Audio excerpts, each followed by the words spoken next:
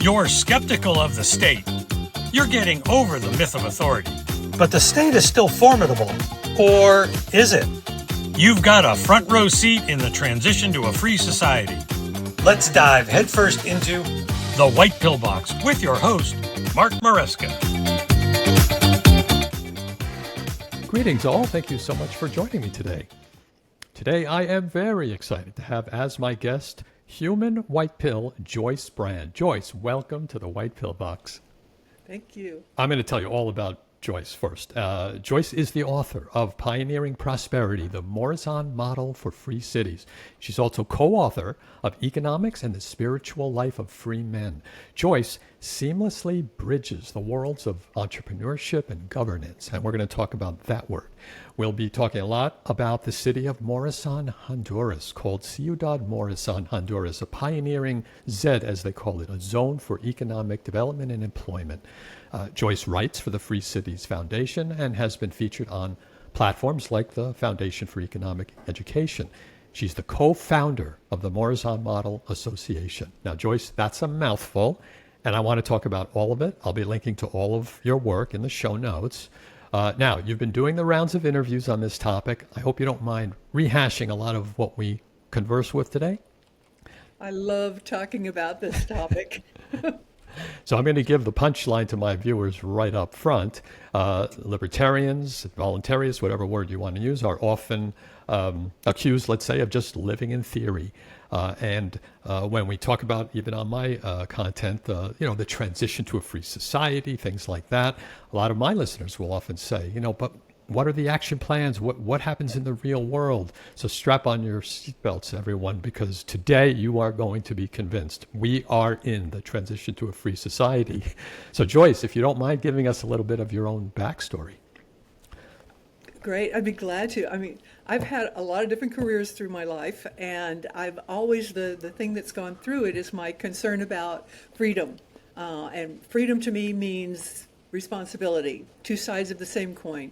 Freedom and responsibility, and learning about freedom and reading about it, and spending years thinking about it. All of the common things, Rothbard and Mises and all that. But what really changed my life was just a few years ago. I was in a workshop. I found myself sitting in this workshop for entrepreneurs, entrepreneurial weekend. And I was like, what am I doing here? I desperately wanted to be an entrepreneur because entrepreneurs are my heroes. But I couldn't think, what service can I provide that will solve a real problem that people have? And so I was feeling a little lost. And one of the workshop exercises that we did was based on the first question in Peter Thiel's book, 0 to 1. And what he asks is, what is one important truth that you know that most people would disagree with you about? And of course, my truth, I realized I did have a truth like that government doesn't work, that the United States had gone from wonderful ideals that had made it the greatest country in the world and the wealthiest and all that, and lost that. And what had happened, and I realized that the solution was something that I had learned from my friend Spencer McCallum about how governance could be provided without coercion or politics, that it could be provided as a service that people would willingly pay for, that they would be able to choose and opt out of. And that, realizing that I understood that, which is obviously something that most people did not agree with me about, still don't agree with me about, was what started me on the journey to find out, is there anybody working on this? Is there anybody that else? I mean, there's got to be other people that see the solution. I had been surrounded by people arguing about the evils of coercive governance, but no solutions. And I thought there must be people working on solutions. And so I started, and I discovered there's a lot of people that are actually working on solutions and doing things in the real world to provide those solutions. So that's what started me on this path of, writing the book and speaking and the other things that I'm doing. That led you eventually to the projects that you're involved with now. Yes. What triggered that? Was it something you discovered? Was it something you were part of in forming? Well, when I went looking for what was going on in the world, and I discovered there's thousands of special economic zones throughout the world, and so many of them are creating such great prosperity because they have different rules. They're not bound by the rules of the host countries, and because of their increased economic freedom, they're changing the lives of so many people. And things the obvious examples of cities that are doing that are Hong Kong, Shenzhen, Singapore, Dubai. They're cities that they're still, there's a lot of they're not politically free, but they have economic freedom.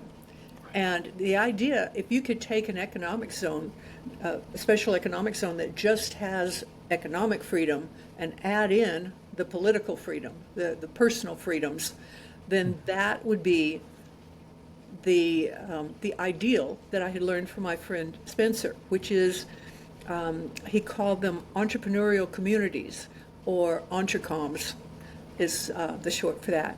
And it's a matter of voluntary contractual governance rather than a coercive political government. And that difference makes all the difference.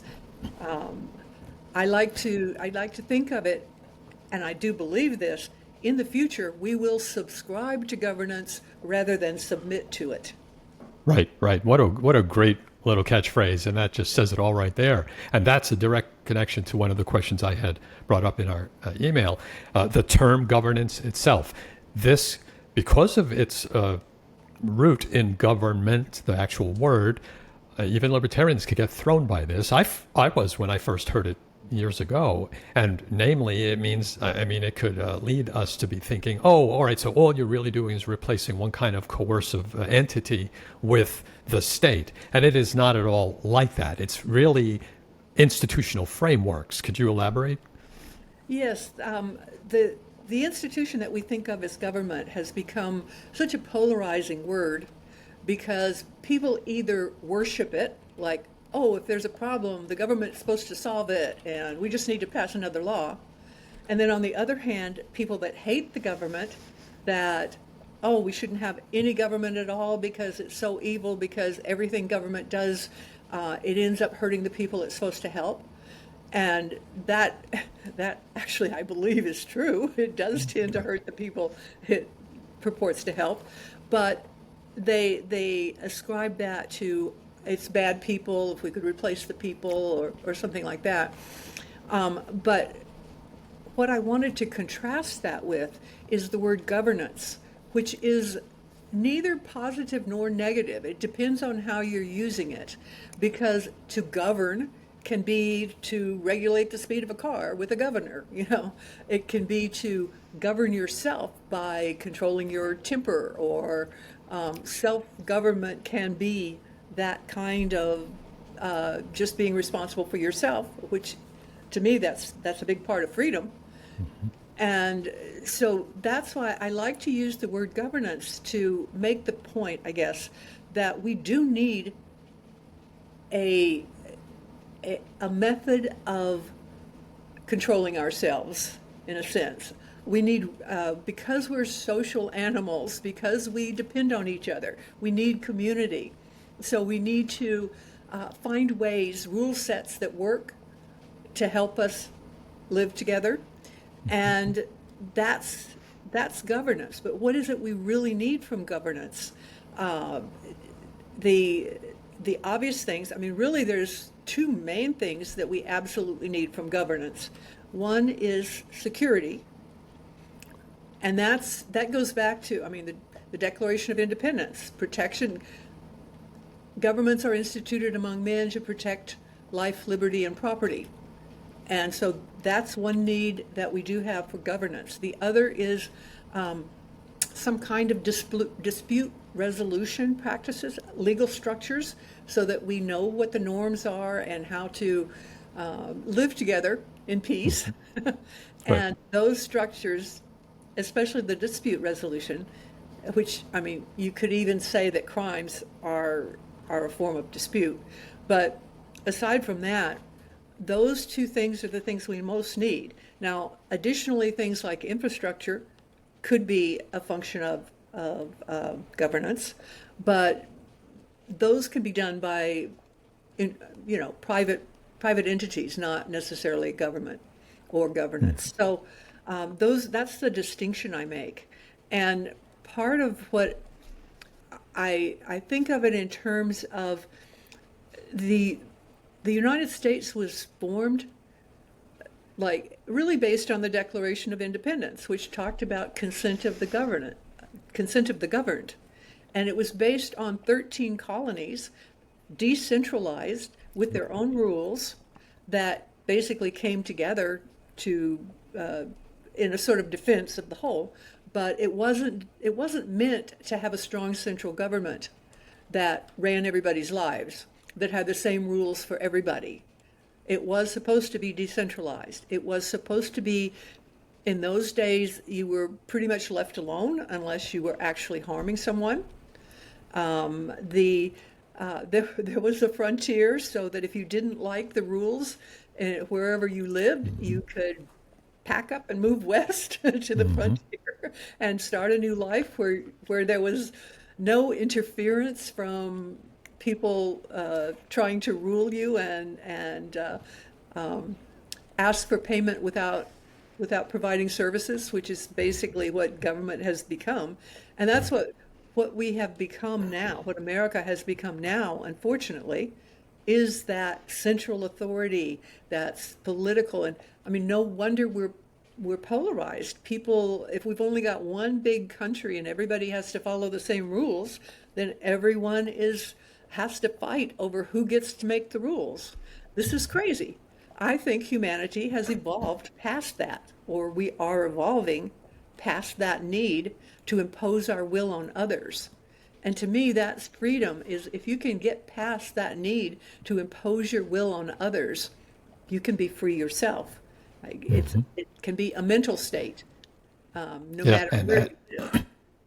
Yeah, that is so profound, and everything you just said all connects. If you really think about it, you started off talking about community and things like defense or anything like that, those things that we tend to think of as well, that's too much for one person. Well, in a small, tiny village, what's defense? Well, it's self-defense. If somebody attacks you, you defend yourself. It begins with the individual, and then it extends out to family and community. But all those ideas of, say, defense or infrastructure, those are scalable simply by starting with the small and moving out from that. There's no top-down planning of that. It's organic and emergent in human society. We don't really have the problem of consent violation in our private lives as a rule. And then when you move to the family, no consent violation. Your school, your business, no consent violation. And you realize that only happens once we kind of flip our mind switch over and say, I can't think about it anymore. So if it's too big, I'm going to assume a government has to do it. A state has to do it. But no, it's all part of a thread that starts from the bottom up. And I think that's awesome, because now the projects you're working on simply extend that to the city, or I guess you'd call it a city level. Is that correct? Yeah, we talk about free cities, and the ones that exist now are actually very small. You wouldn't actually call them a city in the ordinary sense. If you're thinking of, a city has to have so many residents to be defined as a city. But that's the point. Is we're starting very small and building organically rather than top down. And that kind of leads to how I got involved in what I'm doing now with Morazán. I mentioned my friend Spencer McCallum had taught me about entrecoms. Well, another person who had learned about entrecoms from him was an Italian businessman named Massimo Massoni. And Spencer introduced me to Massimo shortly before he passed away. And Massimo told me that he was building an entrecom in Honduras, that the Hondurans had passed this like incredibly advanced law that took the concept of special economic zone to the most advanced level in the world in allowing governance. Aside from economic freedom, the ZEDE, as you mentioned, the Zone for Economic Development and Employment, also allowed the operator of the zone, who was not the government, was not, there's an element of government that it's a jurisdiction, a certain governmental jurisdiction of Honduras, but basically the developer of the zone is the one that provides the things like security and legal structure, dispute resolution, and all that. Even though the ZEDEs are under Honduran criminal law, they can create their own civil and commercial laws, labor statutes, things like that. And Massimo's vision of building a free city in Honduras was so appealing to me. I said, I want to be involved. And so he invited me to move to Honduras and chronicle the building of the city. So that's what I did. And watching it grow and seeing that Morazán actually proves the concept. It actually proves that it works in real life. Morazán is the first real entrecom where it's voluntary. It was built on greenfield, so nobody's land was taken. The land was purchased from agricultural owners, farmers, and people can read on the website what all the rules are before they decide if they want to apply, and they can live. They live there. If they don't like it, they can easily move out. So it's very much an entrepreneurial venture, and it's for profit, which I think is important. I mean, profit is so demonized as a bad thing, but profit is what creates companies that can sustain themselves. That without profit, business owners don't know. I mean, they can't continue. They go out of business, but they also profit tells them how well they're doing at serving their customers. Right. And of course, that's the big thing, is that entrepreneurs their interests are aligned with those of their customers. If they don't have any kind of government favors, they have to depend on providing good services so their customers will leave and they go out of business. Whereas politicians, it's the very opposite. If they give bad service, they just say, oh, we need more money. I mean, their incentive is to get reelected, or for bureaucrats to keep their jobs and build ever-growing staffs and, increase their prestige by, making their departments bigger. So this incentive problem that's kind of the biggest problem with government as we know it, is all the incentives are misaligned. There's no incentive for the people that we elect to actually serve us. Mm-hmm. But the companies that you buy from, their incentive is to serve you. Mm-hmm. And that's why subscribing to governance where someone has to serve you or they don't make money mm-hmm.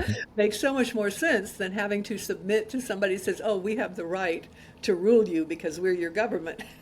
Right. And in the case of this particular example, Morazán, this isn't exactly a couple of weeks old. This has been humming along a little bit, hasn't it? Well, it was they broke ground in 2020, the end of 2020. The law was passed. It took a while for I know the people, one of the people that was very much involved in passing the law. And it took him a long time to find people willing to participate, willing to apply to be a ZEDE. I mean, there's this narrative about how, these American tech bros went to Honduras and bribed the government to let them set up their private cities.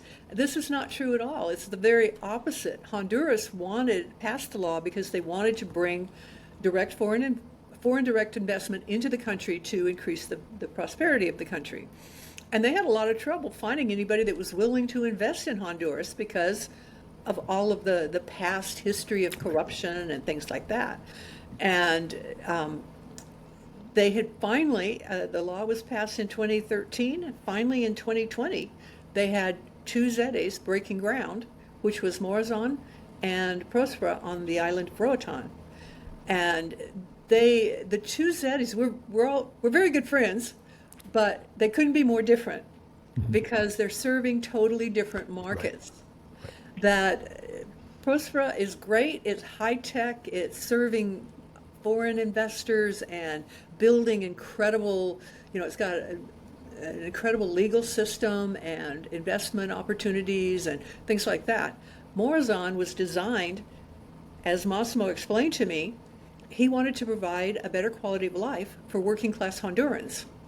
And so it's got very different structure and very different rules. It needed to be simple, so very similar to Honduran civil law and the rest of the things that working class Hondurans are used to that they could understand, but that were simplified.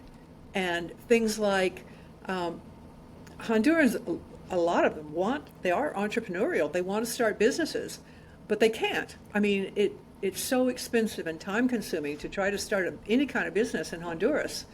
In Morazán, someone can start a business out of their home they register it for $10 and it takes 24 hours. I mean, it's incredible. Yeah. Wow. But that is such a change for the life of these people that are living. Morazán is located in the industrial hub of Honduras, which is known as one of the most dangerous cities that's not in an actual war zone. And yet, Morazán is probably the safest community in the entire country.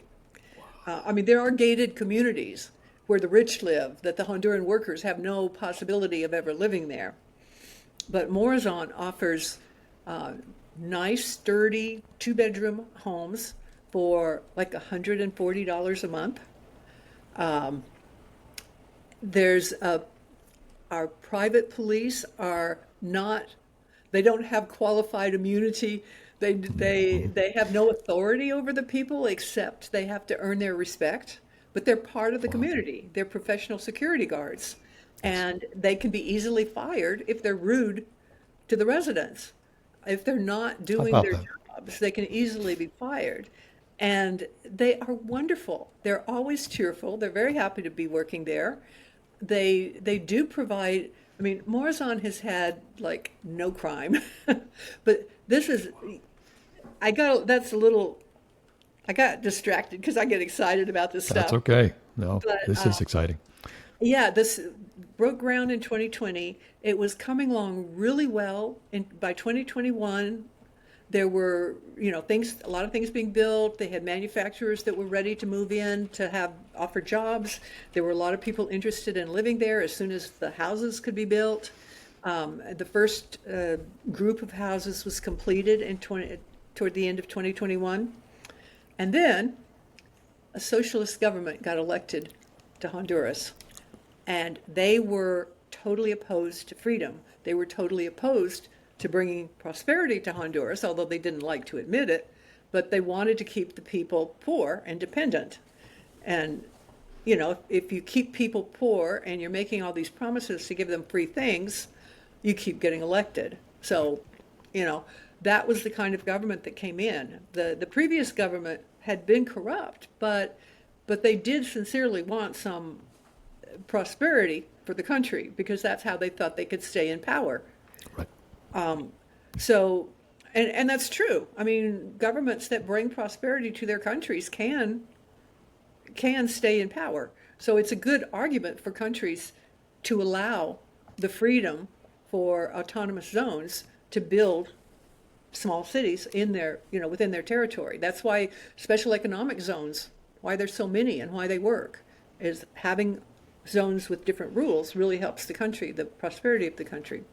So anyway, this government was so opposed to the ZEDEs and totally attacked and broke all of the promises that the government had made to the ZEDEs as far as simplifying customs and cooperating with import and export and, all of those things. So that definitely slowed down the development of both Prospera and Morazán, and especially Morazán, because the manufacturers that were planning on coming in, they were threatened by the government that their businesses would be expropriated if they moved into the zone. But nobody knows that. I mean, they don't.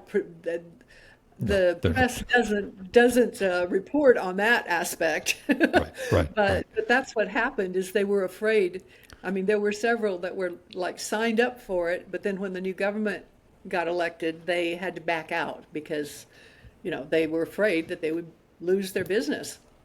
So anyway, in spite of that, the great thing is that in spite of that extreme hostility from the government, both Prospera and Morazán are still operating years later. This is like four years later, three and a half years later, we're still operating and still building. Both Prospera and Morazán are both still building, and we're getting more residents as we build more housing.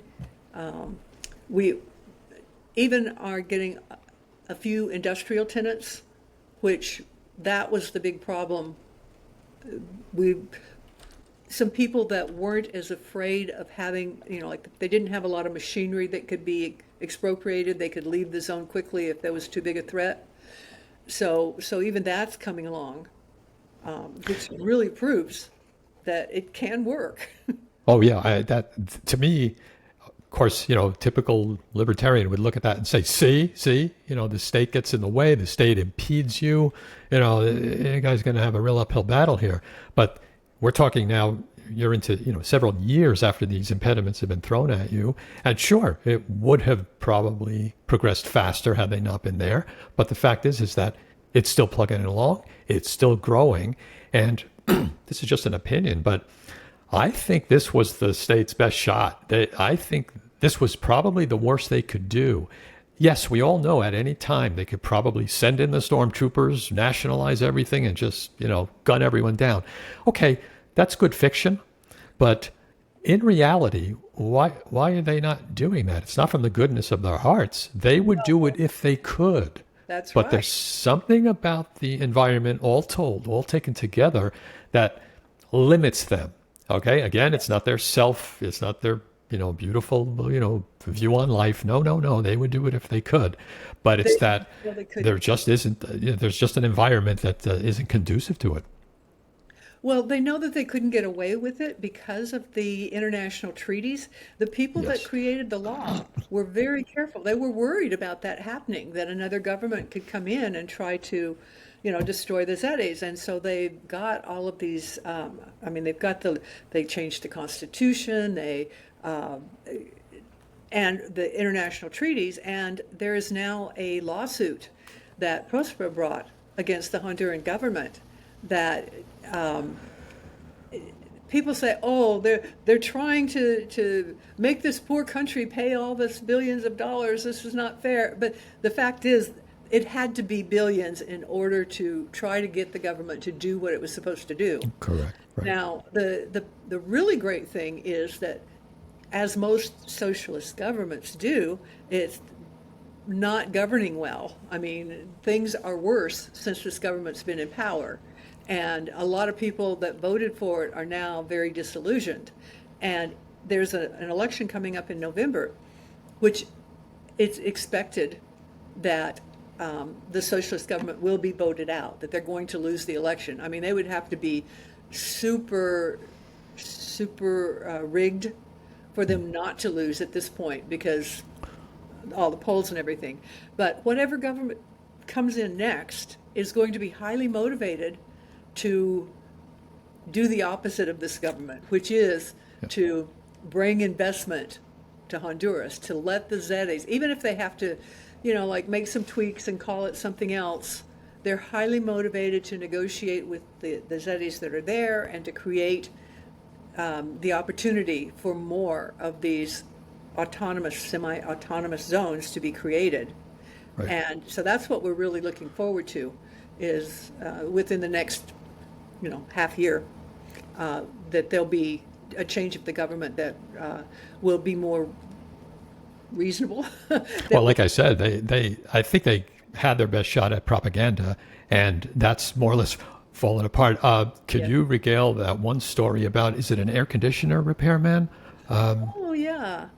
I Yeah. love that. Tell the folks about that. Yeah. This man he'd been involved in community, and he thought of himself, as kind of a, community leader. And he had heard all of the horror stories about how the ZEDEs were taking land and they were going to kick people out of their homes and all this kind of stuff. And he was very opposed to the ZEDEs, and he was posting on social media about how awful they were and how unfair. And then he got a call to install an air conditioner in Morazán.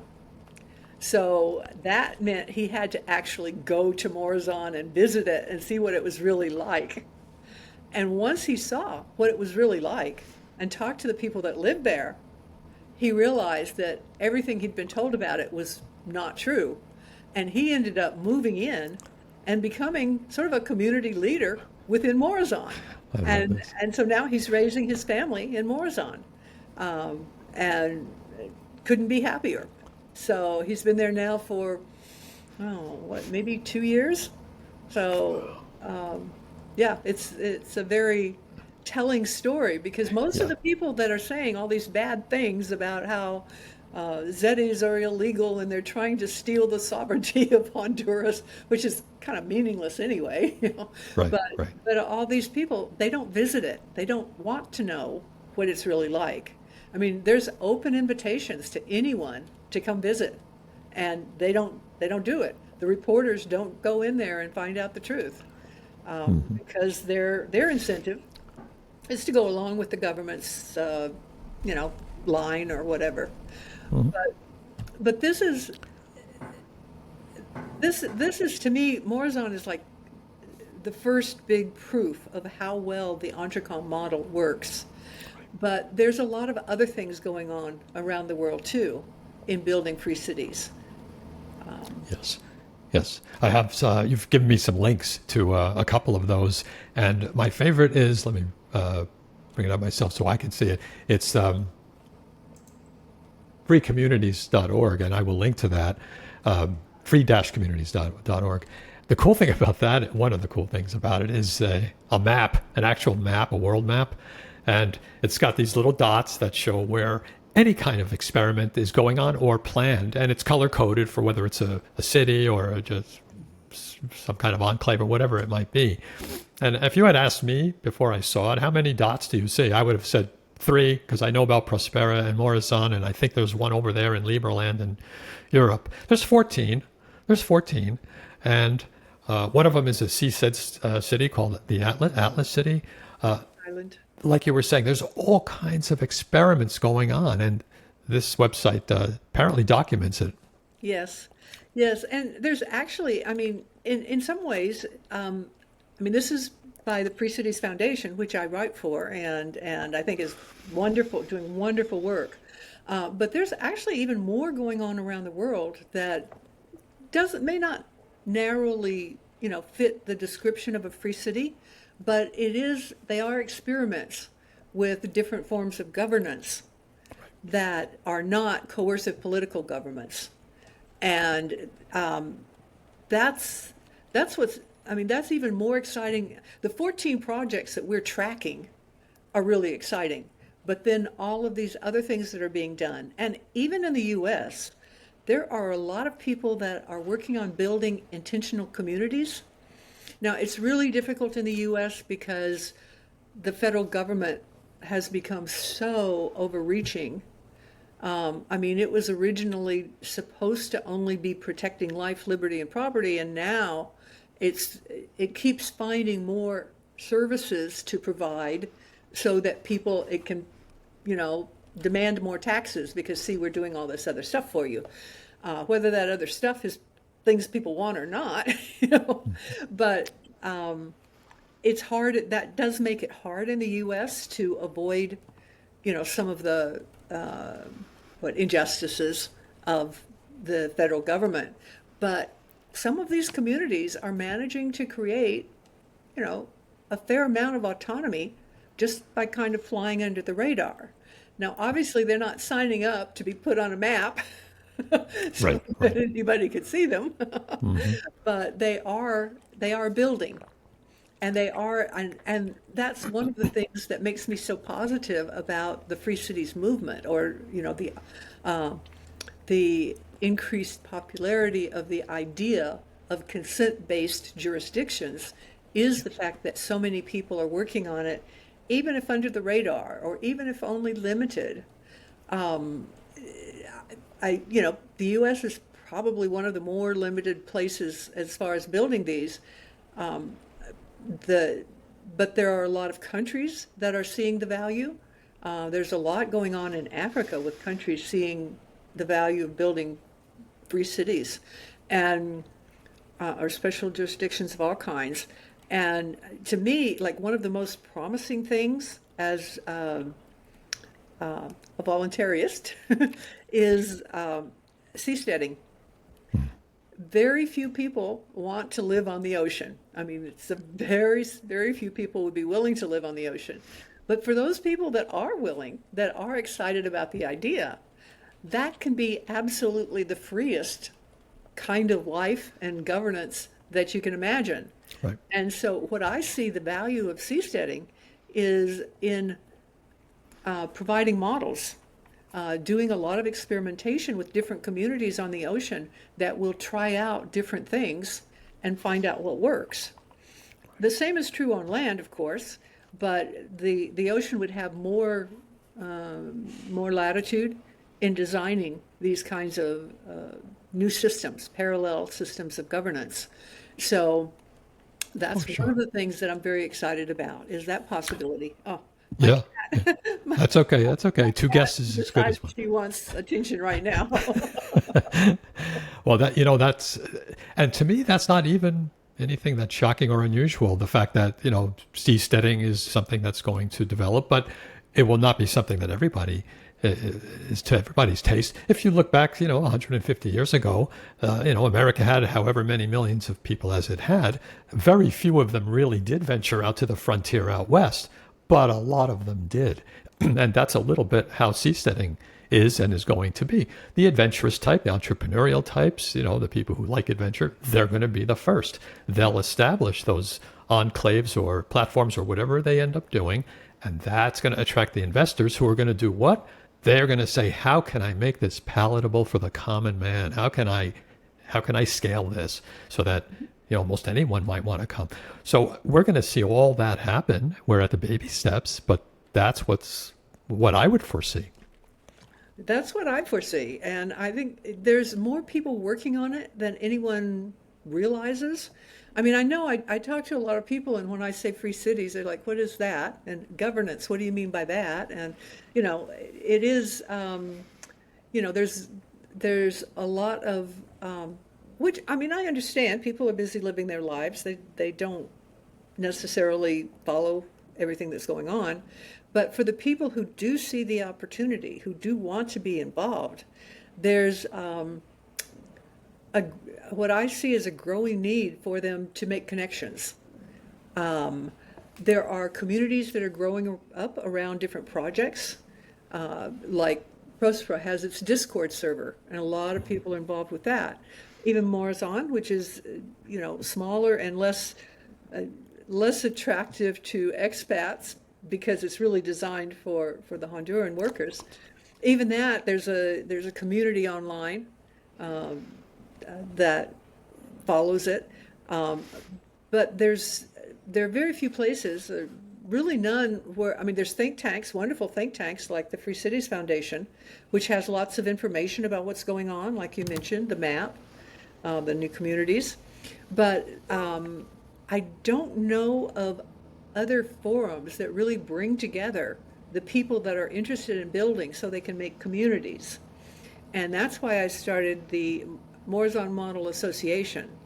That Morazán is just a model, but it's kind of represents the idea of autonomous consent-based jurisdictions that people can build, and people can use the model to see how it was done and what worked so well in Morazán and Prospera too, and some of the other places that are building.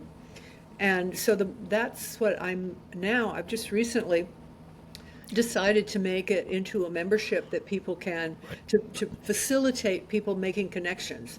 And it's not a discussion group or a think tank or let's get on and complain about all of the injustices in the world. It's designed specifically for people that want to make connections, that want to learn about the case studies, what's actually happening around the world, and be able to get involved.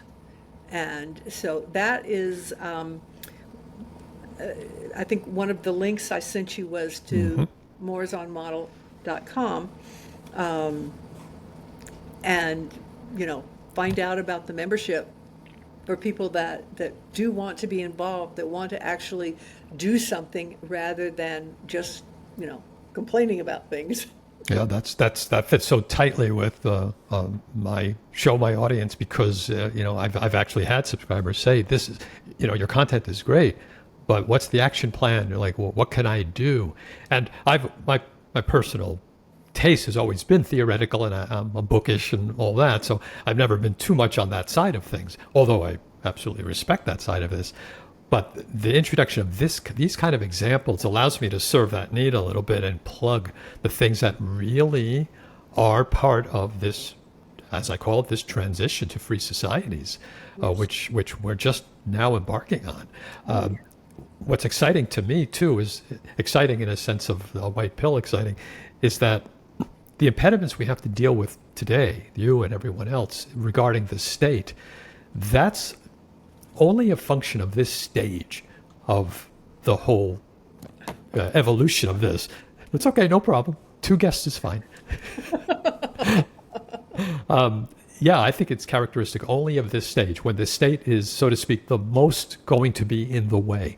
It's most difficult to stay under the radar because, you have to comply with permits and things like that. But if there are more than 14, as you say, and perhaps there's hundreds of different experiments that are being tried in various ways, come on, in 5 years, 10 years at the most, that's going to be too much for a state to really get their hands around. They're going to have their own fish to fry as their currencies collapse and as their tax revenues shrink. They're not going to really find much propaganda value in attacking small consent-based startups. It's just not going to sell. And that's my vision for what it'll be like 5, 10 years from now. Yeah, and I think, technology is just making it easier all the time. I mean, Bitcoin, wonderful, sound money, that can make such a big change. AI is coming along so fast that can make changes that will actually, support the creation of decentralized consent-based jurisdictions. And I think we're living in very exciting times, that when you think about back at the time of the American Revolution, they did the best they could, and they made massive progress over absolute monarchy, so we can say now that, representative democracy of a large central government doesn't work, but it was big progress. And so I do tend to think that that we are evolving, and history is progressing to a more human-centered kind of societies. And it's just a matter of the people finding each other and working together and building. And it is irresistible. The governments, the big legacy governments, are in a lot of trouble because of the weaknesses of their institutions. And now, I mean, look at the scandals and what we're finding out. And I mean, when I was a kid, everybody believed everything the government said because you had no other sources of information. But now people are seeing what's going on and understanding why things are going wrong. I think there's a growing awareness of why things are going wrong, which means once you're aware of why it's going wrong, you can do something about it. Once you know there's a problem, you can solve it. It was back then when we didn't have the technology to do anything, and communication and travel was all so hard. But now it's easy if you don't people move all the time for work, and I think there'll be more of that as things change. People become more mobile, more being able to work from wherever, being able to start businesses from wherever. Right. You touched on such a key point that I honestly think 95% of libertarians and voluntarists actually don't internalize, and that is the weakness, the foundational weakness of statism itself. Instead, we tend, and of course the world at large tends to think of the state as this monstrous behemoth that is like the Empire in Star Wars. You cannot, you can't defend against it. And every one of those evil guys at the top are like, Darth Vader. All he has to do is point his hand and sparks come out and bad things happen. It's like, okay, that's really a great fiction, science fiction. That was a lot of fun. But that's not the real world. They are fundamentally weak because, first of all, they're based on violation of consent. That's their whole basis. So not a thing that's scalable or sustainable at any real scale unless the people buy into it and believe it, like Santa Claus. And then it can get as big and powerful as it is, but only because of that myth in the head. And all it takes is, as you just said, the combination of real world examples that it doesn't have to be like that, and just the general waking up that, that's just not cool. Yeah, it is. It's become, in so many ways, worship of the state has replaced religion for a lot of people. And that's really a much bigger danger than the state itself, is the people that believe in it. But I think that's changing. I think people are, as you say, waking up, that they're seeing, no, the state is not a god. The state is men and women with bad incentives, I think there's a human nature element there, that every human being has an angel on one side and a devil on the other, and they choose. But when the incentives are aligned correctly, it's easy to choose the angel. It's when the devil gets the upper hand is when there's bad incentives. So I think all of that is changing now as people see more, have more access to truth, to facts, what's really going on. Right. And as I said, I think that at least at this current time is still the biggest impediment or roadblocks to the free community, free society type of experiments, because the government happens to be at its most powerful only because people still believe all that to a great extent. It's still ubiquitous, but that's collapsing in real time as we speak. Yes. And honestly, 5-10 years from now, we won't see a free world yet, but what we will see is this incrementally less powerful myth of political authority. And they will be at the point where they'll be scrambling enough to where these free society type experiments are just going to be saying, yeah, whatever's going on over there with the state, yeah, sure, I'm gonna entrepreneurial start up another venture or whatever, and they'll be able to do that. We can't today yet, but we're headed that way. Yes, definitely. I'm very optimistic about the future. I am curious about one thing. It's more of a scholarly type question. You yourself are you've read probably, the various different, anarchist/libertarian scholarly works. How much of that is familiar to the principles that you've encountered in the Free Cities arena, like the politicians you mentioned, or like the Italian entrepreneur, or others? Well, that's a good question, because the theory, I think there was a lot of good theory in the 20th century that just people weren't able to make it into reality. They weren't able to translate the theory into making it happen. And yet there were people like, well, my friend Spencer McCallum, it was his grandfather, Spencer Heath, who was the first person to write about governance services being performed by landowners because of the correct incentives. And he influenced a lot of people, like he influenced Murray Rothbard. There were a lot of people that were making these theories that were influenced by him. And of course, he was also influenced by them. And I think that these principles, I talk about how we've got to get out of theory and get into reality, but I think we needed that foundation of theory. Yes. And I think that foundation of theory is still very important. I spent most of my life, just studying theory without thinking there was any possibility of turning it into reality until just the last few years. So, I think that's a lot of other people are waking up to the possibility of turning it into reality. And especially like the younger generations are really coming up with ideas about how to turn the theory into reality.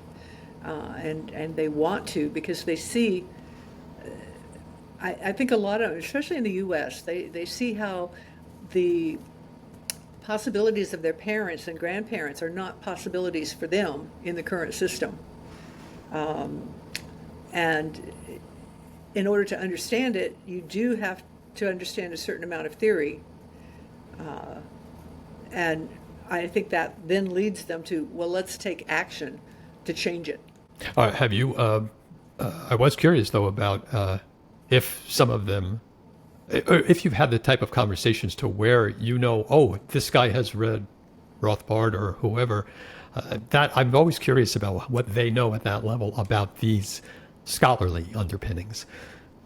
I don't know. It's not generally, I always want to know how much people understand about basic things like economic laws, and basic concepts of consent, basic concepts of freedom. But as far as who have you read, I don't generally tend to think about that too much, because a lot of people get their information about these great thinkers indirectly from reading people that are writing about the ideas. Now, people who have read it and distilled it through their experience and then are writing about it. So, yeah, that question probably is more out of my unfamiliarity with this general topic of free communities. Because one of the things I've written about is when eventually free societies start to really scale and get bigger, they won't have to really reinvent the wheel in terms of property theory, because let's say Rothbard and Kinsella have talked about that, or economics, finance, because Mises has dealt with that. So they won't really have to say, oh, how do we start from scratch here? No, there's a lot of scholarly bodies of work available. But I think even I saw that as almost like, well, let's start from scratch, when in fact it's going to happen like it is happening right now. They're just organically growing based on consent-based contractual arrangements. yeah, I think there's current writers are really trying to do, maybe like what I'm trying to do, is to just make it super simple. Right. So rather than getting into the real, deep academic understanding of some of these principles, just trying to make it as simple as possible so that people don't have to reinvent the wheel, so that they don't have to go back and reread the classics in order to understand why we want to do this, why we want to build consent-based jurisdictions, why it's important for people, why freedom works, why economic freedom works, and if you've got political and economic both, it works even better. And I mean, just those really, simple ideas. They're simple but powerful. I mean, if you really think about it, what's the one fundamental justification for the state you hear if you ask anyone, just your neighbor or some scholar or a senator or a mayor or anyone, why do you need government? You're going to get the standard answer of, well, without it, we would descend into chaos. We would be in the jungle. We would have a Mad Max hellscape. And it's not, you'll never hear an answer like, well, here's the thing. You have a government system and you might have a stateless system, but we know a government system is 10% better than a stateless. No, you never hear that. You hear the Mad Max hellscape scenarios inevitably as the key justification for why you need a state. But you and your projects are literal living proof that, unless I missed something, Joyce, have they descended into a hellscape in the recent months? Well, I'm being a little bit funny here. Actually, they are the most peaceful, the lowest crime. I mean, I think the worst crime, the only violent crime that I know of that's ever been committed in, this is a good example. The only crime that I know of that was ever committed in Morazán was at a 4th of July party. One of the residents hit his wife, and domestic violence it's very, very common in Honduras, and it's a problem all over, certainly in the U.S. And as typical, I mean, it did happen in public, so there were witnesses, but as typically happens, the wife did not want to press charges. And the way that was handled was the city banned him from Morazán for 1 week. Wow. And he came back a week later, and nothing like that he hasn't done that ever again. Nothing like that happened again. And that's the kind of thing, you would never have that kind of process or that kind of result in any kind of a, government court or judicial, like a less free environment. And so it's like my friend Mark Edge says, you don't need libertarians for a libertarian community or a libertarian society. And that's exactly most of the people, like at least 95% of the people who live in Morazán are Hondurans who are not libertarians. And yet, because they're provided with a libertarian environment, they actually live like libertarians ideally should live. They are respectful of their community. They act as a community. It's high trust. They don't necessarily, there's a lot of people that don't spend a lot of time interacting with other members of the community, but they know that they can leave their doors unlocked or leave their bicycles out and they're not going to get stolen. Or, I mean, it's a very pleasant way to live, especially when you compare it to the living conditions right outside of Morazán, where children can't be let out even during the day unless they're supervised because gangs can take them. Or nobody can go out after dark for fear of being attacked by gangs. Right. So, yeah, it is the most peaceful and safest community around. And Prospero's the same. They haven't had any crime either. And there it is. There it is. I can't emphasize enough how it puts the lie to the claim of why you need a state, why you need a government, because they're obviously not a crime-ridden place. It's a beautiful, peaceful place, and has been. Again, this isn't like it's only been around a couple of weeks. These people have established communities, and 4 years. Yeah, that's right. There. With the impediments the state has put up in the way, with that. Yes, and exactly. So again. It's so encouraging, so white pilling, and it's only going to take another decade before it is generally known that experiments like this do not descend into hellish landscapes and in fact are peaceful. And putting that lie to statism itself is going to be one of the nails in its coffin, because again, that's supposed to be the whole reason it exists, and it clearly won't. So I think that's a wonderful place to wrap up. Joyce, do you have anything else you want to plug or discuss today before we do wrap up? No, I think my links, anyone who wants more information about the Free Cities Foundation or Morazán itself, or certainly I hope people will check out the morazanmodel.com for the association. And we are taking members now, so that's my big plug. Well, that's a good plug, and I do encourage everyone to take a look at that and consider becoming a member. This is a brand new thing, and if you like action plans, this is going to give you something, and a community that thinks the same way as you too. So I think we'll wrap things up. Joyce, thank you so much for joining me today in the White Pill Box. Thank you. I really enjoyed it. And everyone, again, I strongly encourage you to all dive into her content in the show notes. You will be white-pilled. And thank you all for joining again. Take care and see you next time. Thanks so much to all subscribers and everyone who joined today. And remember, keep looking for those white pills.